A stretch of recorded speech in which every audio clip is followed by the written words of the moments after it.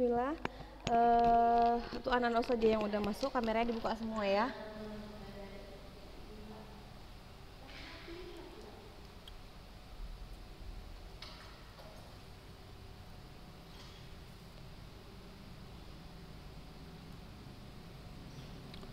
Buka semua kameranya ya, nak.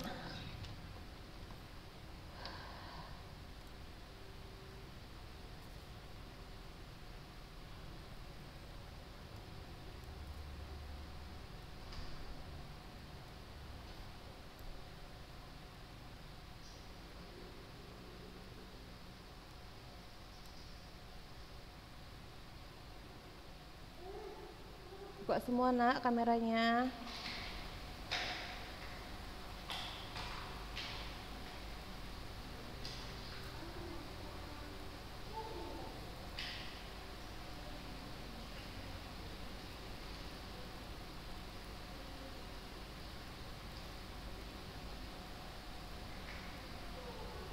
Deandra, Rafifa, Arini, Anindya, Fadilah.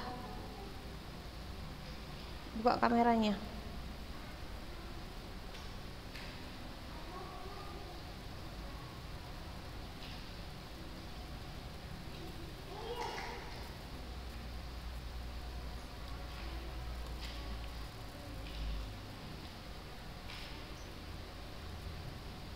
Semakin hari semakin sunyi kelas 8.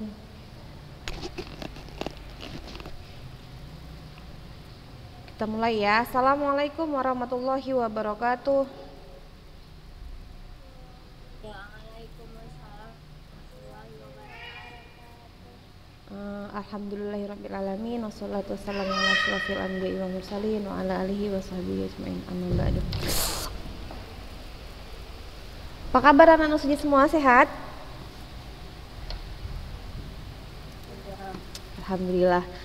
Nah, hari ini kita masih melanjutkan pembelajaran kita dan ini adalah, tunggu ya, dengar nggak suara saja?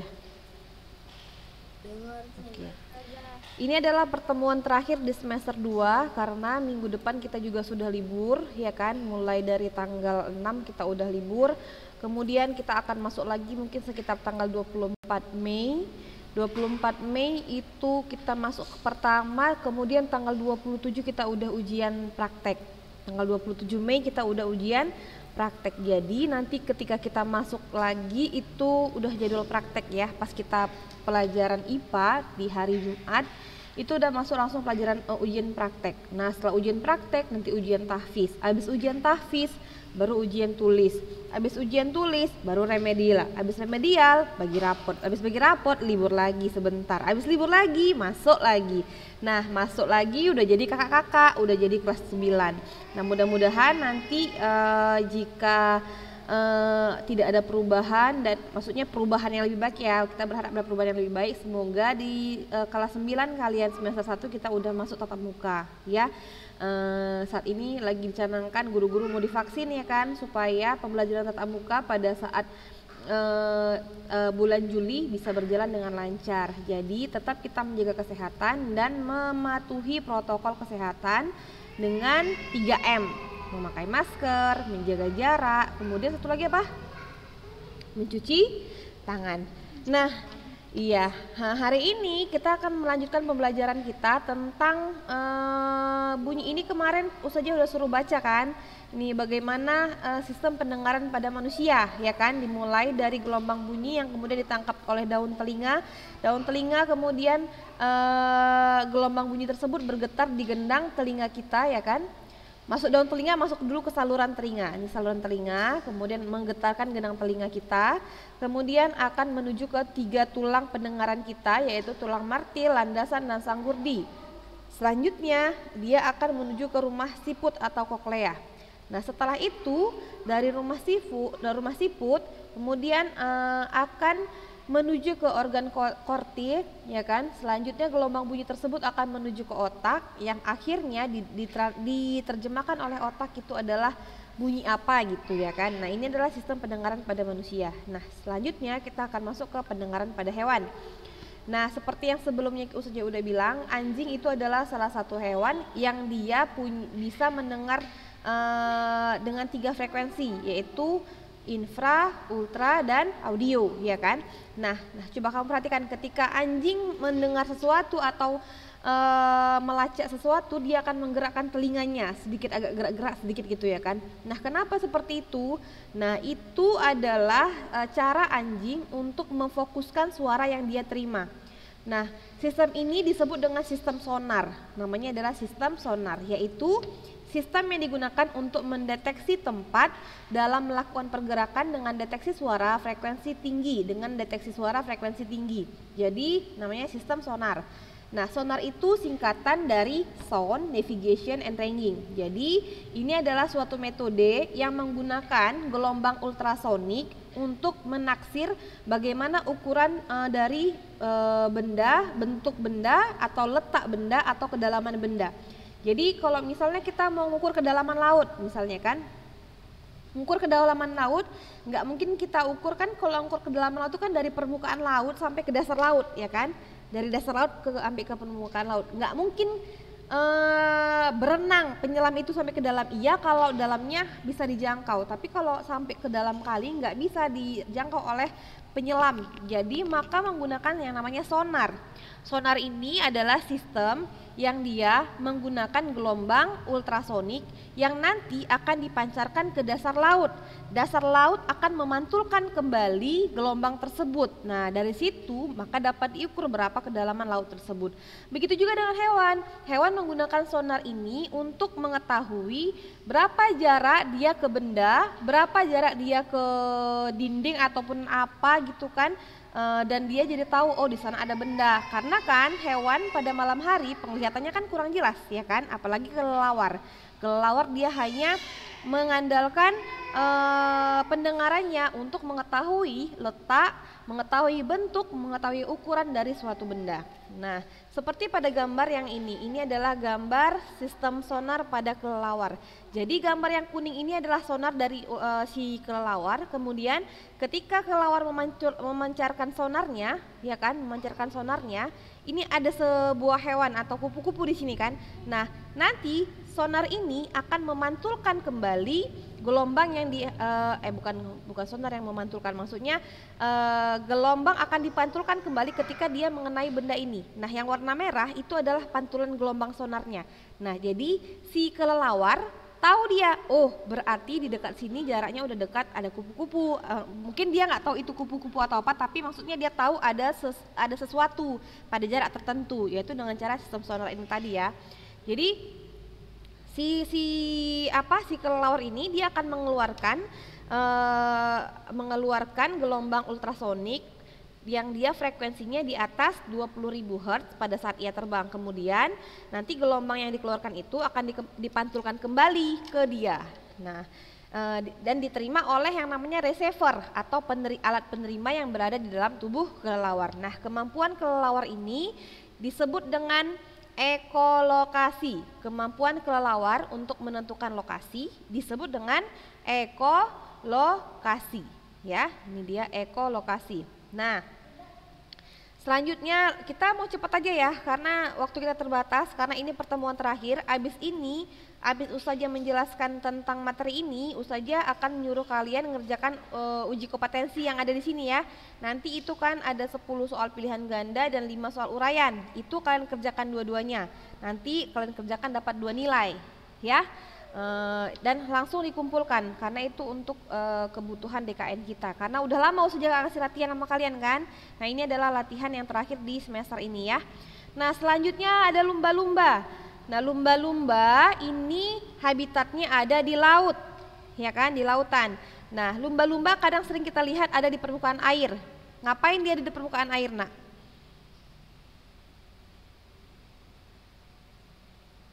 Ngapain lumba-lumba sering ada di permukaan air? Ngapain dia coba? Ada yang tahu? Buat apa? Untuk melakukan sistem sonar itu. Bukan. Lumba-lumba ini salah satu hewan mamalia kan? Dia bernafas dengan apa? Oh iya, oksigen. Dia menggunakan lubang yang ada di atas kepalanya itu kan, untuk bernafas kan. Nah, kadang-kadang dia keluar untuk menghirup oksigen gitu kan, baru dia masuk lagi ke dalam gitu kan. Nah, dia berkomunikasi dengan sesama temannya yaitu dengan cara sistem sonar juga. Dia berkomunikasi dengan temannya dengan cara sistem sonar, yaitu memberikan apa tadi sistem sonar, Nak? Mengeluarkan mendeteksi tempat dalam melakukan pergerakan. dia dengan cara apa? Mengeluarkan gelombang, ya kan? Mengeluarkan gelombang ultrasonik, ya kan? Yang kemudian nanti akan dipantulkan di benda yang mengenai gelombang dia, ya kan? Kemudian akan diterima kembali oleh si hewan tersebut, ya kan? Itu adalah sistem sonar. Iya. Nah, kemampuan sonar ini digunakan lumba-lumba untuk menghindari benda-benda di lautan supaya dia nggak ketabrak-tabrak, ya kan, ketika dia berada di lautan. Kemudian dia juga menggunakan sistem sonar untuk mencari makan dan berkomunikasi. Ini dia lumba-lumba. Dia kan di atas ini kan ada lubang kan, di atas kepalanya kan. Nah, lumba-lumba ini bernapas melalui lubang yang ada di atas kepalanya. Di bawah lubang ini terdapat kantung-kantung kecil berisi udara. Nah, agar dapat menghasilkan suara berfrekuensi tinggi, lumba-lumba mengalirkan udara pada kantung-kantung ini. Selain itu, kantung udara ini juga berperan sebagai alat pemfokus bunyi. Kemudian, bunyi ini nanti dipancarkan ke segala arah secara terputus-putus. Gelombang bunyi lumba-lumba akan dipantulkan kembali bila dia membentur suatu benda. Pantulan gelombang bunyi tersebut ditangkap di bagian rahang bawahnya yang disebut dengan jendela akustik. Apa anakku sayang? Mam. Ambil lagi jajan adik dulu situ. Nah, ini dari bagian yang disebut dengan jendela akustik itu, informasi bunyi diteruskan ke telinga bagian tengah dan akhirnya ke otak untuk diterjemahkan. Nah, lumba-lumba akan mengetahui lokasi, ukuran, dan pergerakan mangsanya. Lumba-lumba juga mampu saling berkirim pesan walaupun terpisah oleh jarak sebesar 220 km. Jadi walaupun jaraknya jauh, dia masih bisa berkomunikasi dengan temannya, ya kan? Nah, lumba-lumba juga berkomunikasi untuk menemukan pasangan dan saling mengingatkan akan bahaya. Ini adalah kemampuan sonar pada lumba-lumba. Nah, selanjutnya kita masuk ke aplikasi getaran dan gelombang di dalam teknologi. Jadi getaran dan gelombang ini dipakai di mana saja, pada saat kapan saja gitu ya kan. Nah, salah satu alat yang menggunakan atau memanfaatkan getaran dan gelombang ini yaitu alat yang namanya USG atau USG atau ultrasonografi. Tahu USG? Tahu nggak USG? Untuk memeriksa dan Iya benar. kandungan. Iya, tapi sebenarnya ya USG ini bukan hanya memeriksa kandungan, tapi juga bisa memeriksa bagian tubuh lainnya. Walaupun dia nggak hamil, kadang-kadang misalnya ada penyakit di bagian dalam yang belum bisa dideteksi, bisa juga dengan menggunakan USG. Walaupun sekarang sebenarnya ada lagi alat yang lebih canggih yang namanya MRI ya, kalau nggak salah MRI. Nah, itu dia kita dimasukkan ke dalam suatu benda ya kan, langsung nampak. Nah, kalau USG dia versi kecilnya ya kan, dia bisa digunakan untuk melihat bagian dalam dari tubuh manusia. Nah, biasanya USG ini adanya paling pasti ada di dokter kandungan ya kan, karena biasanya ibu-ibu hamil itu pengen tahu bagaimana perkembangan bayi yang ada di dalam kandungannya ya kan. Nah, dengan menggunakan USG. Nah, USG ini dia adalah alat yang dengan teknik pencitraan untuk diagnosis dengan menggunakan gelombang dengan menggunakan gelombang ultrasonik. Jadi yang di sini digunakan frekuensinya itu berkisar dari 1 sampai 8 MHz. MHz ya. Jadi digunakan untuk melihat bagian dalam dari tubuh, kemudian juga bisa untuk melihat otot, sendi, pembuluh darah, bahkan melihat bayi yang berada dalam kandungan. Nah, bagaimana gelombang bunyi dapat menghasilkan gambar? Nah, jadi dia prosedurnya ada 3 tahap. Yang pertama namanya pemancaran gelombang, kemudian penerimaan gelombang pantul, dan yang ketiga interpretasi gelombang pantul. Nah, pemancaran gelombangnya ini dengan menggunakan alat yang namanya transducer. Alat namanya transducer. Alat ini akan memancarkan gelombang ke jaringan tubuh, ya kan? Nah, ini nih namanya transducer ini. Nih yang gambar ini. Yang sering dipegang dokter-dokter itu kan, yang diletakkan di atas perut seorang ibu misalnya kan. Nah, ini namanya adalah transducer. Ini adalah alat yang digunakan untuk memancarkan gelombang apa tadi? Gelombang gelombang ultrasonik, ya kan? Dipancarkan dengan menggunakan alat transducer. Kemudian gelombang itu nanti akan dipantulkan oleh jaringan tubuh dengan besar yang beragam, baik jangka waktu pantulan dan besar kecilnya gelombang yang dipantulkan.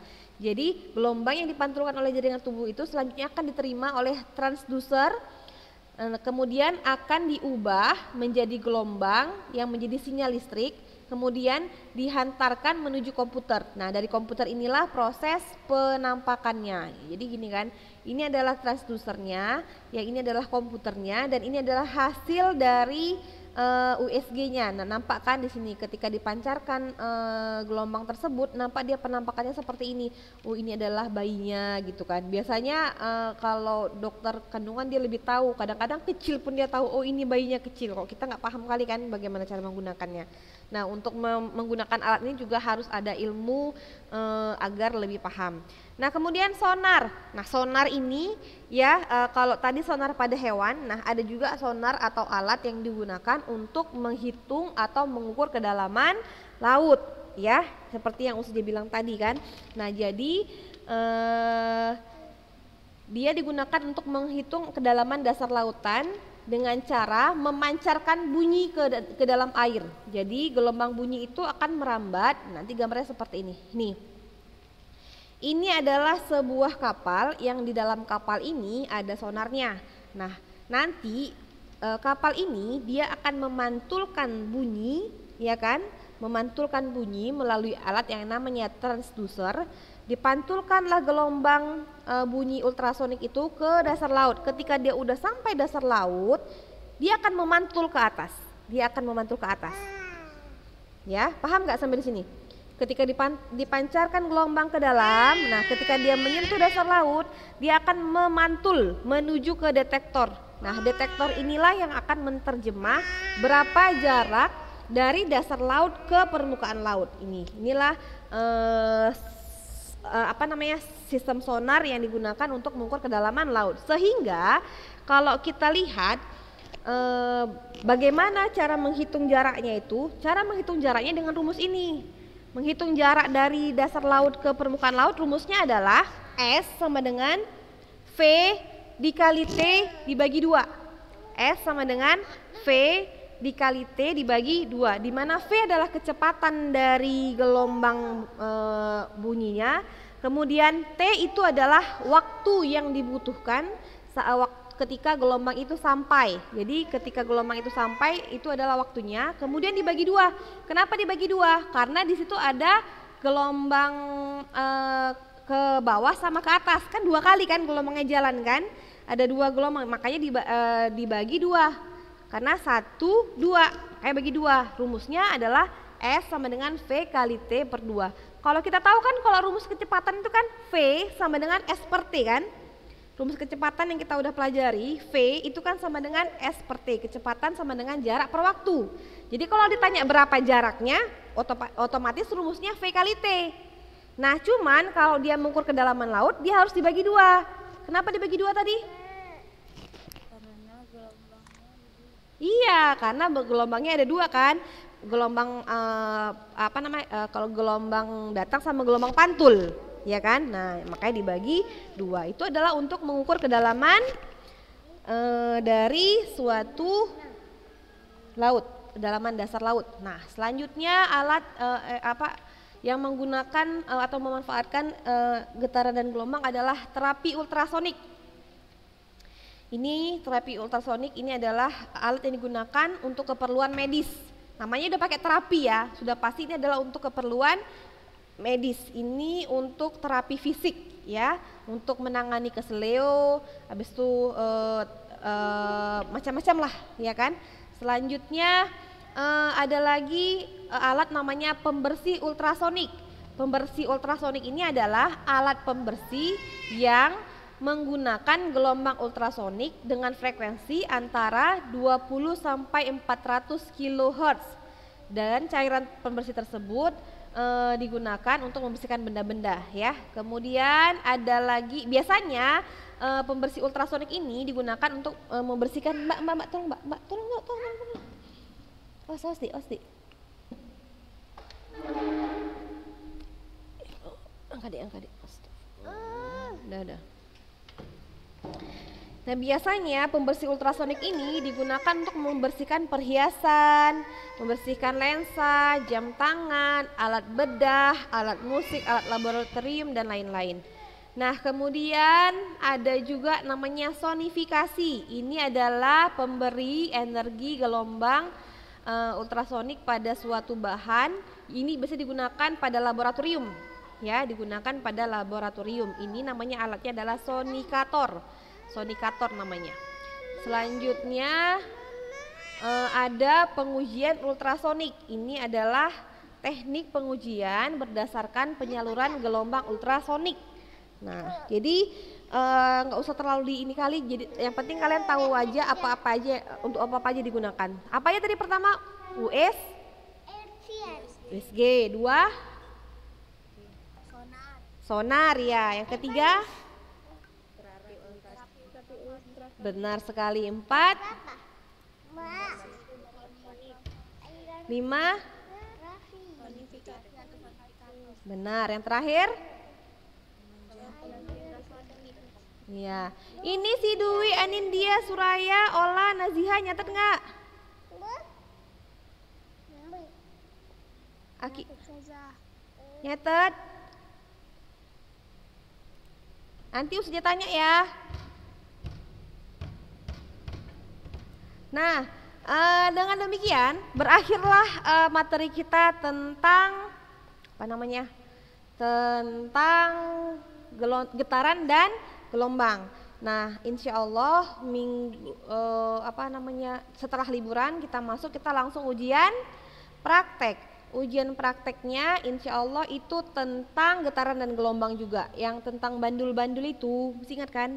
Bandul-bandul. Nanti kita akan cari frekuensi dan periode dari bandul. Nanti kita praktikum sendiri di rumah seperti biasa ya. Terus abis itu setelah kita menghabiskan materi kita ini, maka udah pasti kita harus mengerjakan yang namanya uji kompetensi. Uji kompetensinya ini ya, yang halaman 160.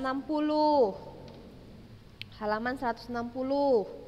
Yang pilihan ganda, nanti kamu tulis soalnya tapi langsung jawabannya aja ya, nggak usah buat ABCD gitu. Maksudnya misalnya buat soal jawabannya A misalnya, ya udah soalnya sampai titik-titik langsung jawab A, P, S, dan R itu disebutkan huruf depannya ya, A, P, S, dan R, atau C, R, S, dan T gitu ya. Itu untuk soal pilihan ganda. Kemudian nanti kamu juga kerjakan soal uraian. Pilihan gandanya ada 10 ini. Pilihan gandanya ada 10. Nah, kemudian soal uraian. Ini ada 5. Soal uraian ada 5. 3, 4, 5. Jadi nanti ketika kamu kumpulkan dua-dua dikerjakan, maka dapat 2 nilai ya. Kalau kamu kerjakan semua. Paham nak sampai di sini? Jadi setelah ujian tengah semester kemarin kita mulai pembelajaran dari sistem ekspresi ya. Ya kan, dari sistem ekspresi sampai akhirnya ini getaran dan gelombang. Nanti ujian akhir semester atau kenaikan kelas ya kan, akan ada soal juga dari dari awal semester. Jadi dia misalnya dari 10 soal ada sekitar mungkin 2 atau 3 soal dari yang sebelum UTS gitu ya, sebelum UTS. Jadi baca-baca buku di rumah dan siapkan bekalnya. Nah, setelah lebaran berakhir, langsunglah mempersiapkan diri untuk melaksanakan ujian praktikum. Gitu ya, Nak. Nah, ada pertanyaan sampai di sini? Nggak ada Ustazah. Ayo nanya, kalau nggak usah jangan tanya. Ustazah simpen. Ya, usah jangan nanya. Ya Naziha Nasution, usah jangan nanya. Farah Alfaris Pane, coba buka kameranya nak, baru nih Ustazah nggak pernah yang bukanya. Coba buka kameranya nak, Farah Alfaris Pane, pengen lihat Ustazah orangnya yang mana ya. Mana dia Farah Alfaris Pane? Nggak nampak.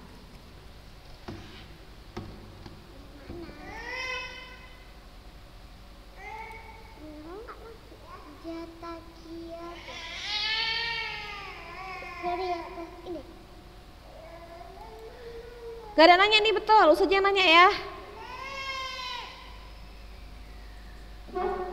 Ya, tanya, Ustazah tanya. Dari mulai yang gak hidupin kamera yang Ustazah tanya nih. Langsung hidupin semua.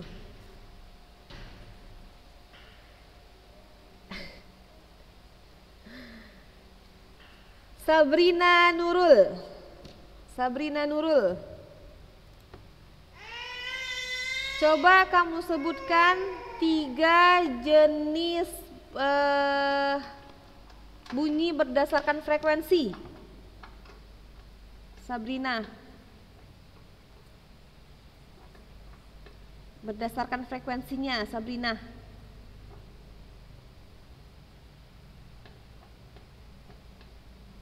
Halo Sabrina. Apakah Anda ada di sana? Atau hanya kameranya saja? Gak jelas suaranya. Ulangi ya, Sabrina Nurul. Coba Anti sebutkan 3 jenis bunyi berdasarkan frekuensinya. Ultrasonik sama ultrasonik. Iya, benar sekali. Coba si Anindya Hapsari, coba kamu sebutkan 1 jenis hewan yang dia bisa mendengar dengan ketiga frekuensi tersebut. Alah Dek, jangan gitu Dek. Nah, kutip nah. Coba Anindya Hapsari, 1 hewan yang dia bisa mendengar dengan ketiga jenis frekuensi tersebut. Halo Anindya. Apakah ada orangnya di sana? Anindya. Hilang ya, mana dia? Udah hilang. Tinggal 20. Pada takut ya? Apa coba nama hewannya? Semua? Iya, kelelawar bisa, anjing juga bisa, iya. Coba si Sarah Al-Muazzah. Coba Sarah sebutkan apa yang dimaksud dengan gelombang.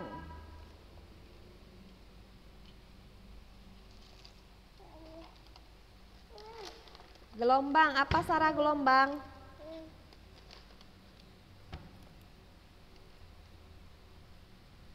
Getaran yang merambat saja. Iya, getaran yang merambat. Nah, baca sedikit lah ya kan. Nggak apa-apa. Oke, selanjutnya si Gafiro, coba Anti sebutkan apa yang dimaksud dengan getaran.